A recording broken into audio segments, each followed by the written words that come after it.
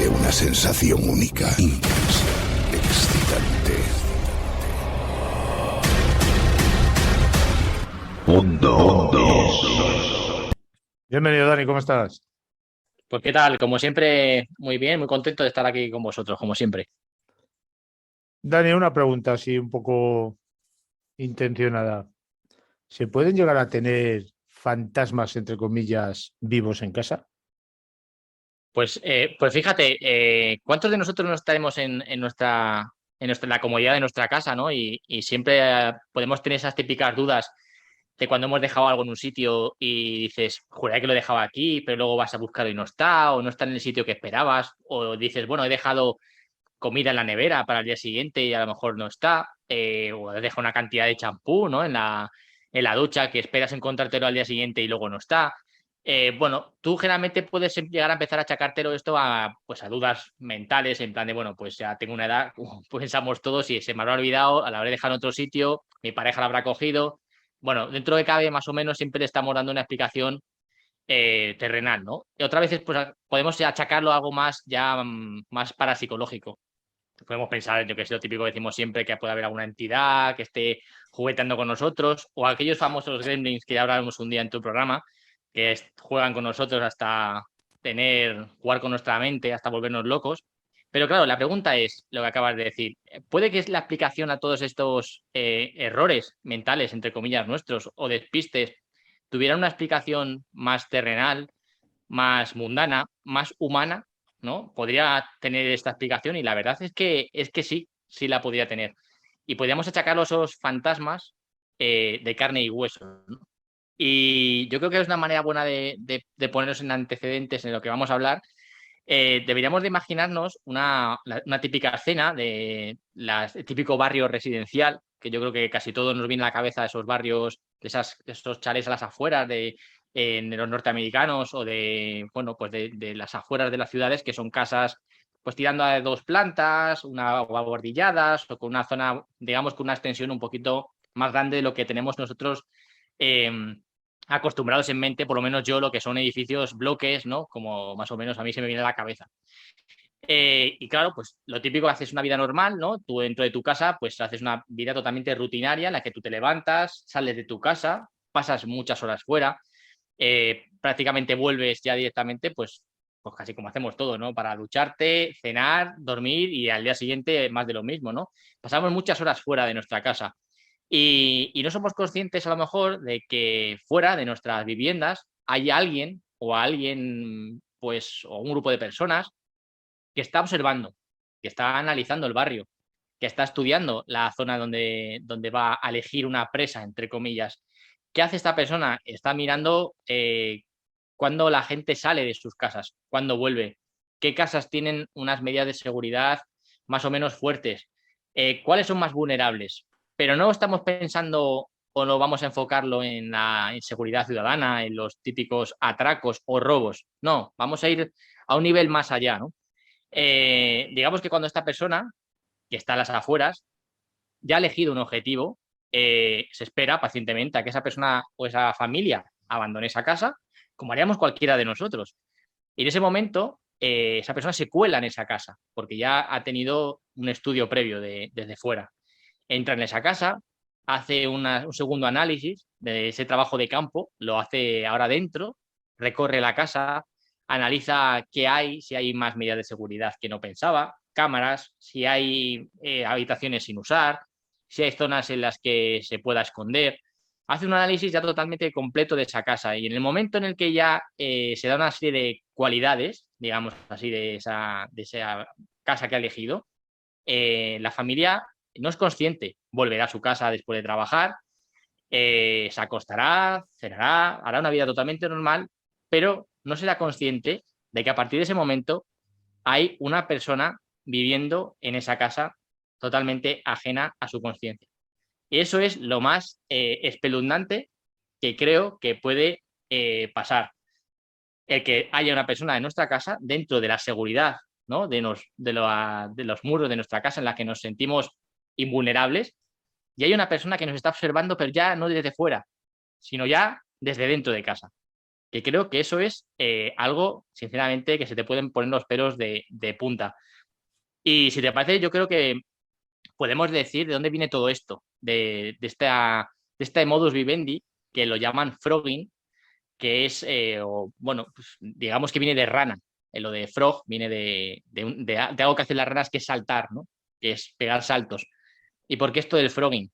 Bueno, digamos que esto, como decimos, es un modo de vida que se suele achacar a personas que tienen recursos económicos bajos o gente que está huida de la justicia.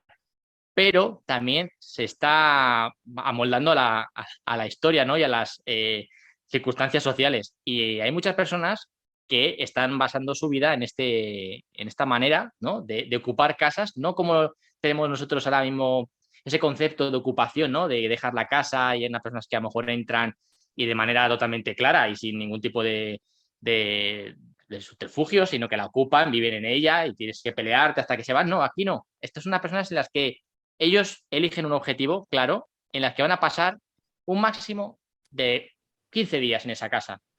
Tienen sus reglas dentro de estas personas que practican el frogging. No, digamos que tiene dentro del acto delictivo, que es colarse en una casa, ¿no? Que ya es algo que es penal, ellos tienen unas reglas que son como de convivencia, que es totalmente un poco un contrasentido, ¿no? Pero tienen unas pautas muy claras.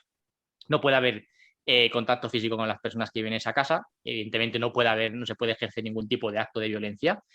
Tienen que ser muy comedidos con los gastos que hacen en esa casa. Es decir, no es unas personas que puedan, por ejemplo, abrir la nevera y arrasar con lo que haya. No pueden a lo mejor hacer un uso excesivo de los geles de ducha, de la higiene de la casa, para no levantar sospechas. Está totalmente estudiado. Tienen que ser muy escrupulosos con todo lo que usan para volver a dejarlo todo en el sitio donde estaba. Digamos que esos 15 días que decíamos lo tienen más o menos como una regla, porque parece que a partir de 15 días puede ser ya que esos fallos que decíamos al principio, o esas dudas que nos pueden generar, si habíamos dejado algo, si había sobrado algo, ya empiezas a levantar sospechas y es ya cuando ellos más o menos tienen estipulado que es el tiempo máximo que pueden estar en una casa, antes de pegar ese salto, por eso lo de rana, a otra casa. Vuelven a repetir el proceso en el que van a elegir otra casa para poder asaltarla y poder seguir viviendo otra quincena más o el tiempo que ellos puedan. Una vez que ya entran, no salen para evitar que vecinos puedan observar esa actividad delictiva, evidentemente, y suelen quedarse ahí durante un tiempo. ¿Dónde suelen quedarse? Pues en la zona de la guardilla, como estábamos hablando, en la zona del sótano, si lo tienen. Ya veremos algún caso también real en el que vemos cómo se van a esconder en sitios totalmente, prácticamente insospechados, y van a estar ahí durante mucho tiempo y los dueños de la casa no van a ser conscientes. Y este origen del frogging, como hablamos al principio, sobre todo tiene un carácter más potenciado con esas creepypastas, esas historias que se cuentan por internet, que van creciendo como una bola, se va añadiendo ciertos tintes según van pasando de una mano a otra. Pero esto es un hecho real, como decimos. Esto parte de algo que se estaba haciendo hace varios años, pero a partir del año 2000, un poquito antes, empezó a circular por las redes, ¿no? Por todos estos blogs de Reddit, donde se empiezan a contar historias sobre gente que entra en las casas. Y esto es totalmente real. Esto es algo verídico, no es algo que sea una tendencia brutal, vamos a ser sinceros, Juan Carlos, no es algo que se haga todos los días, porque evidentemente el entrar en una casa, en una vivienda, no es algo fácil, no es algo trivial. No hay muchas medidas de seguridad, la gente suele tener precauciones, no es algo que se pueda hacer de una manera totalmente fácil, pero es algo que se hace y veremos que se lleva haciendo bastantes años más atrás en el tiempo. No solamente es algo de ahora, ¿vale, Juan Carlos? Es algo que es muy curioso, que se lleva haciendo hace bastante tiempo y luego tiene una notoriedad que va alcanzando por estos bloques de blogs de Reddit que decíamos, pero también por un factor también importante, el cine.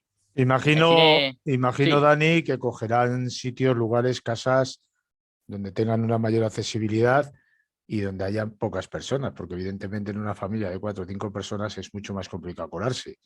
Por eso el estudio ese que tú mencionabas al principio, ¿no? Sobre todo personas que vivan solas o en pareja, pero que estén la mayor parte del tiempo fuera de sus casas. Exactamente. Ellos hacen un trabajo previo, o sea, como decíamos, ¿no? Ellos van a unos ciertos, no se cuelan en cualquier casa. Primero tienen que hacer, pues eso, un análisis de cuál es la casa que más les casa para pasar un tiempo en ella.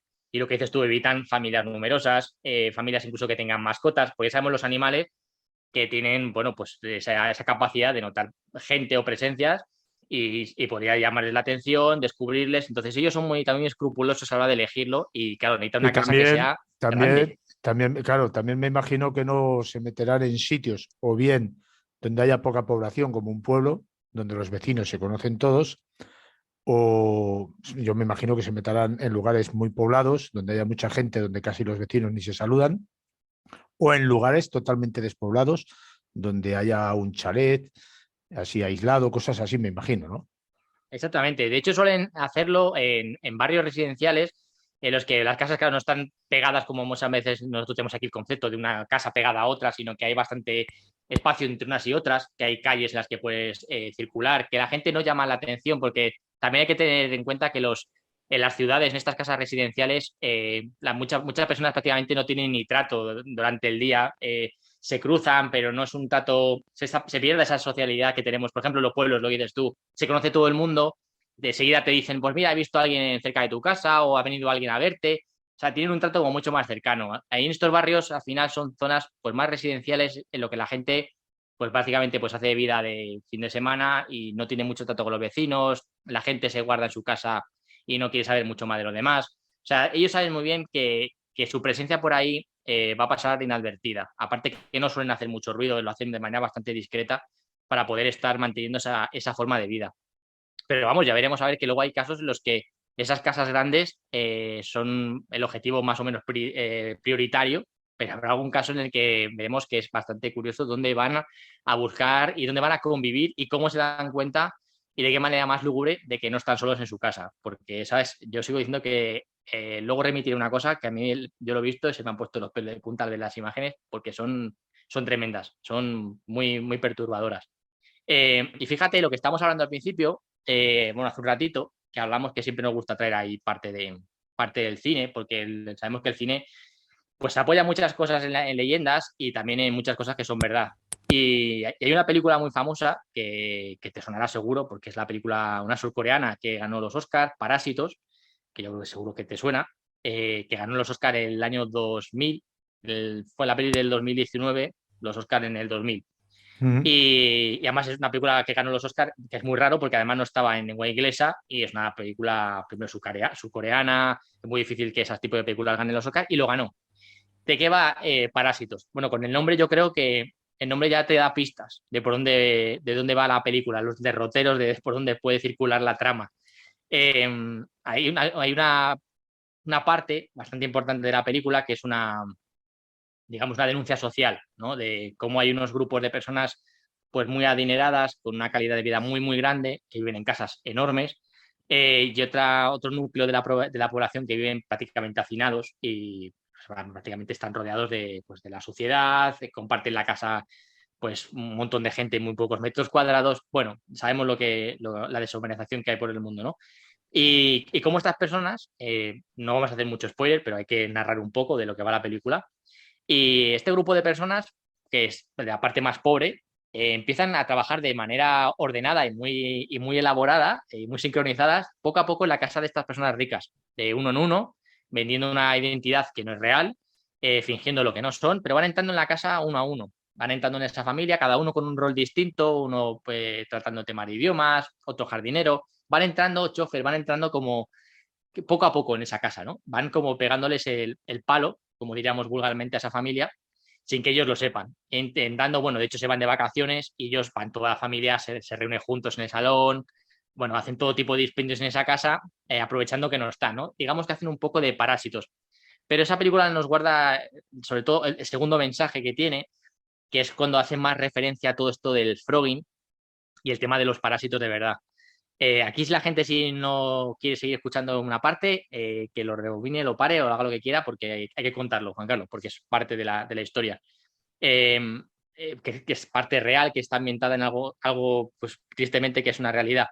Esta familia que está timando a esta familia rica se da cuenta de que no son ellos los primeros que están engañando a esa familia, sino se dan cuenta de que en esa casa tan grande, en uno de los sótanos, en una parte de una especie como de catacumbas que tiene esa casa, hay una familia viviendo en esa casa, debajo, que no son conscientes ni la familia la dueña de esa casa, ni siquiera tampoco estas personas que están trabajando a modo de servicio. Y viven hacinadas en una especie de cuartucho en las que prácticamente no les da la luz del sol.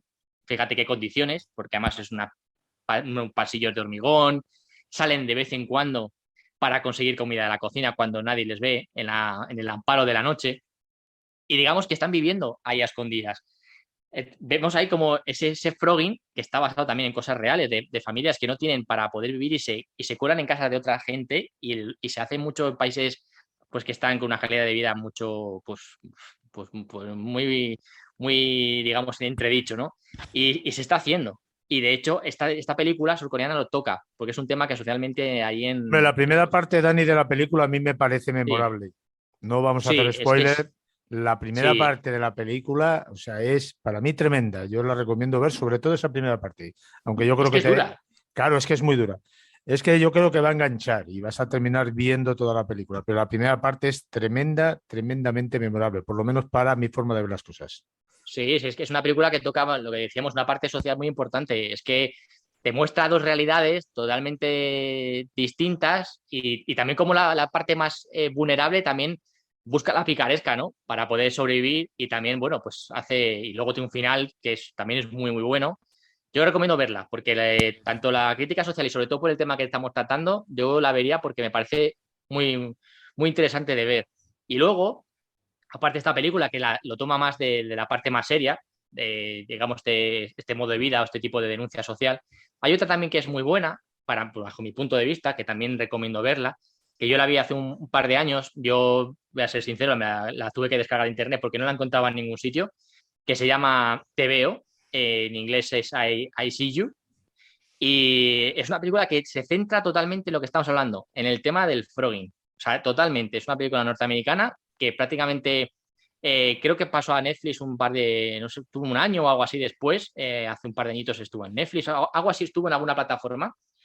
Y es una película que estuvo en varios festivales de cine del género así, terror psicológico, en el que también fue bastante premiada y trata todo el tema del frogging. Trata de no vamos a hacer mucho spoiler, porque es así que tiene muchos arcos argumentales y muchos giros de guión, que no es la típica película que te esperas ver, juegan con varias cartas y al final cuando termina, la verdad que te quedas bastante sorprendido del final, porque juega con todo esto, juega con una pareja, esto no pasa nada porque lo cuente, porque es la trama, es una pareja joven en la que, de hecho, él lleva una máscara de una rana, que es justo por lo que estamos hablando, del tema del frogging.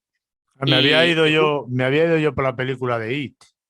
no, se llama I See You, te veo. Que además tiene las portadas como una especie de máscara de rana. Sí, sí, sí, me Es, había ido yo por la otra, fíjate. pues esta es muy inquietante por eso, porque te cuenta una historia de dos jóvenes que viven haciendo este tipo bueno, pues de saltos de casa en casa. Te marca, además, te muestra esto que estamos hablando de estas pautas de convivencia, en la que hay cosas que deben hacer y cosas que no deben hacer y cuáles son los límites. Esta, Dani, es la Sí, película donde hay una infidelidad, ¿no? es que la he visto hace un par de años, no me acuerdo exactamente todo lo que pasa en la película. Que Hay algo, hay una crisis familiar porque hay una especie de sí, infidelidad. No quiero hacer spoilers, es para y tener claro juegan la con algo película. también psicológico, algo misterioso. Luego hay algo, una especie como de...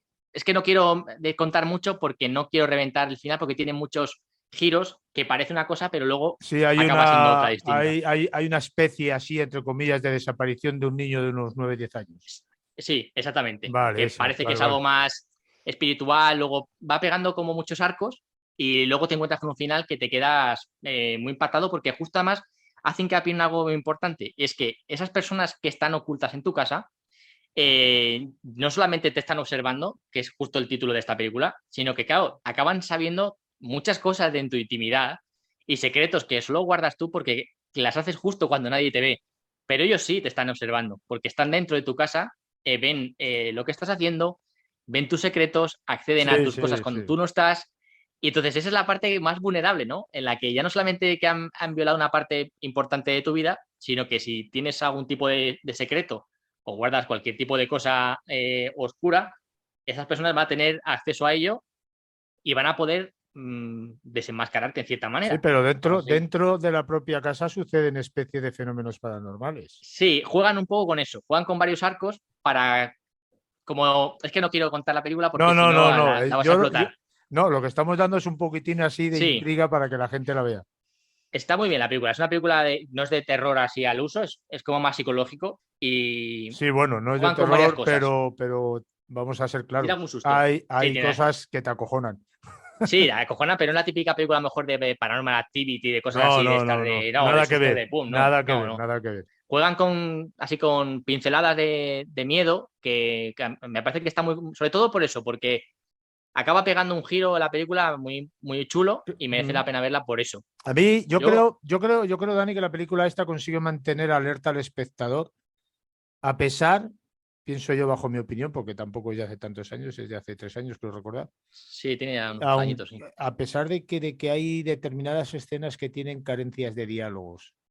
Sí, hay Son, hay una escena no sé que si me es muy... explico.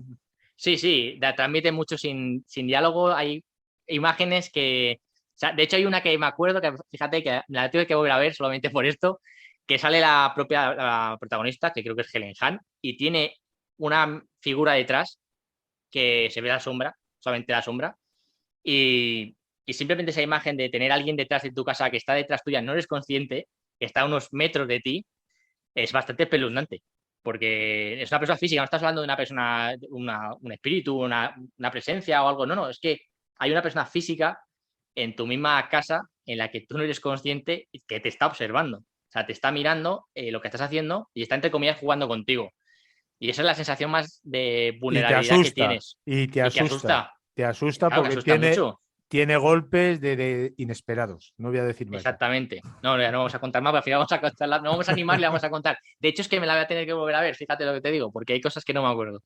Y fíjate que estamos hablando, ya paremos ir cerrando el círculo, estábamos hablando del tema de pues de que buscan siempre casas grandes, ¿no? Porque les facilita mucho la de esconderse y poder, bueno, pues estar ahí al amparo de decíamos, de un sótano, tener una guardilla, estas casas americanas que sabemos que son, pues, que son grandes, o incluso, bueno, que hay casas también aquí en España, de tipo chalés. Pero es que hay un caso que yo animo a que la gente lo busque luego en YouTube, que fue en el año 2000, y esto fue en Manhattan, estamos hablando de una zona céntrica donde los metros cuadrados son de los más caros del planeta, en un apartamento típico americano, que no son excesivamente grandes, los apartamentos tipo serie que estamos acostumbrados a ver. Y claro, vive una pareja, como hablamos al principio, una pareja joven, en la que, bueno, empiezan a ver, sobre todo él empieza a notar que hay cosas en casa que faltan, pues, que no están en su sitio, que desaparece esta cantidad de comida. Empieza a hablarlo con la pareja en principio no le da cancha, le dice que no se lo cree, ya, pero empieza a pasar un poco el tiempo y claro, el chaval ya empieza ya a emparanoiarse bastante, incluso llega a discutir con su propia pareja porque él ve que algo no cuadra y la otra pues no le está dando el apoyo necesario y se siente pues que algo está pasando y que va a tener que descubrirlo. Ya llega un momento en el que ya está tan desconfiado que ya dice, voy a poner una cámara en mi casa y pone una camarita, una cámara de visión nocturna y la deja escondida. Bueno, se puede ver la imagen en YouTube, lo podrán ver, que es una imagen así cenital de lo que es el salón, porque la casa no es muy grande. De hecho, tiene la entrada justo que da todo al salón directamente. Y ves como él pone la cámara, la deja enchufando, esa típica visión de verde, ¿no? Con neblina granulada, que da tanto mal rollo en películas como la de Paranormal Activity. Y se ve como él pues levanta por la noche, se le ve que entra a la cocina, está bebiendo, se da una vuelta por la cocina, se vuelve, sale de ahí y de repente en un altillo de esas rejillas de ventilación que están a veces en los techos de los apartamentos, se ve cómo se empieza a mover la rejilla, todo esto en una parte superior de la imagen y se ve como una especie de figura femenina, además con el pelo largo, muy parecido a lo de la niña de The Ring, la que sale del pozo, empieza a salir del altillo del techo. Y empieza a salir poco a poco, que eso ya empieza a dar bastante mal rollo, porque ya la imagen es muy, muy lúgubre. se ve que baja muy despacito, se apoya en la mesa de la cocina, va bajando despacito y ya ves como la chica, es una chica así delgadita, poquita cosa, con el pelo así oscuro, abre la nevera y se pone pues a comer a lo que puede sacar de la nevera, empieza a incluso a orinar en el propio fregadero de la cocina, porque claro, tiene que hacer sus necesidades. ¿Y dónde lo hace? Pues en el fregadero de la cocina. Se ve cómo empieza a deambular por el salón, claro, supongo que tendrá que estirar las piernas. Incluso cuando no está él, se ve cómo se sienta en el sofá, enciende la televisión. O sea, de una manera bastante discreta, pero por la casa se va moviendo, va circulando, va consumiendo comida, va haciendo vida en esa casa mientras que ellos no están. Y justo se ve como ya ella ya debe tener adaptado el horario de cuándo van a venir, que se ve como se acerca a la mesita de la cocina, se mueve un poquito el taburete, se sube a la cocina, lo vuelve a dejar totalmente como estaba el taburete, que es una imagen muy, muy peculiar porque se ve como lo vuelve a dejar en el sitio exacto donde estaba, debajo de la mesa el taburete, se aupa al conducto de ventilación, se sube y se vuelve a esconder ahí, hasta que ya llega esta persona, evidentemente, que no es consciente de lo que estaba pasando hasta que ya ve las imágenes, y es cuando ya esta persona llama a la policía, puede ver aquello, se presentan y evidentemente la detienen. Ellos piensan que lleva rondando casi las 2 semanas en la casa, ojo, o sea, ya llevan pensando que lleva más de casi 2 semanas, si no las sobrepasaba en esa casa, y ellos piensan que la idea que cree la policía es que entró a robar, pero cambió de opinión. Vio que podía quedarse un tiempo en esa casa y cambió sus planes. En vez de ponerse a robar, pues incurrió en esta moda que le han puesto un nombre, que es la de frogging, pero pasó a ser un inquilino más de esa vivienda pequeña, muy discreta, y hacer vida en esa casa.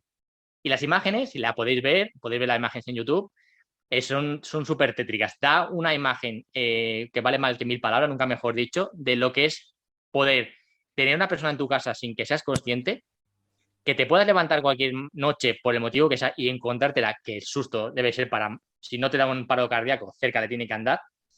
Y creo que es algo, no es por la violencia que ejercen, porque no ejercen ningún tipo de violencia, son, como decíamos, que son gente, bueno, pues que intenta evitar eso, contacto totalmente con la gente que vive en esa vivienda, pero da bastante miedo el saber que tú, si eres inconsciente, tengas una persona conviviendo en tu casa y durante tantísimo tiempo, da mucho miedo.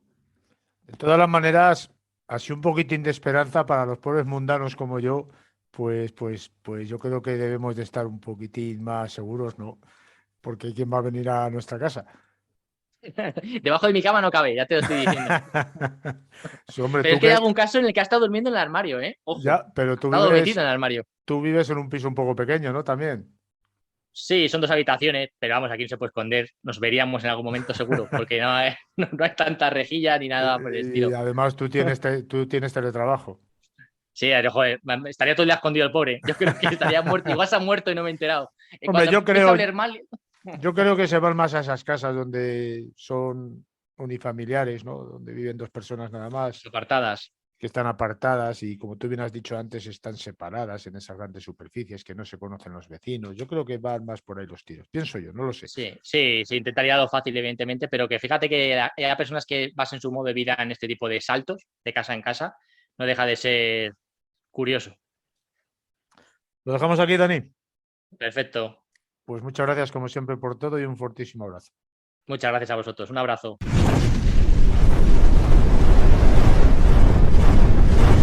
Mundo.